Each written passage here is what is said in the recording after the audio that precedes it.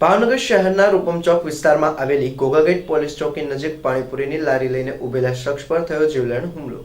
ભાવનગર શહેરના રૂપમ ચોક ઘોઘાગેટ પોલીસ ચોકી સામે યુવાન પર તીક્ષ્ણ હથિયાર વડે હુમલો કરાયાની ઘટના બની હતી। પાણીપુરીની લારીએ ઉભેલા યુવાન પર પાણીપુરી ખાવા આવેલા ચાવાળા શખ્સે ઉશ્કેરાઈ જઈ હુમલો કરતા સારવાર અર્થે હોસ્પિટલ ખાતે ખસેડવામાં આવ્યો હતો। આ બનાવ અંગે મળતી માહિતી અનુસાર ભાવનગર શહેરના રૂપમ ચોક ઘોઘાગેટ પોલીસ ચોકી સામે ટીબીજેન સ્કૂલની ગેટ પાસે ભુરાભાઈ અમરસિંહ નિષાદ ઉંમર વર્ષ 19 પાણીપુરીની લારી લઈને ઊભો હતો। જે દરમિયાન મહેશ ઉર્ફે બોલો પ્રવીણભાઈ ચાવાળો લારી ઉપર આવી અને ભુરા પાસે પાણીપુરી માંગી હતી। ત્યારે પાણીપુરી ખલાસ થઈ જતા પાણીપુરી ન હોવાનું જણાવ્યું હતું।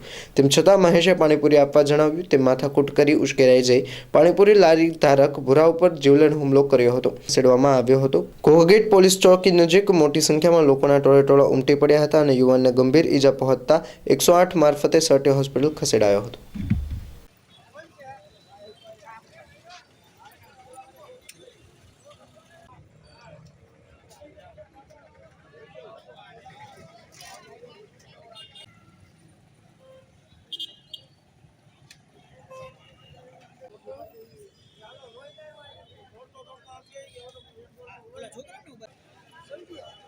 જઈ આવો।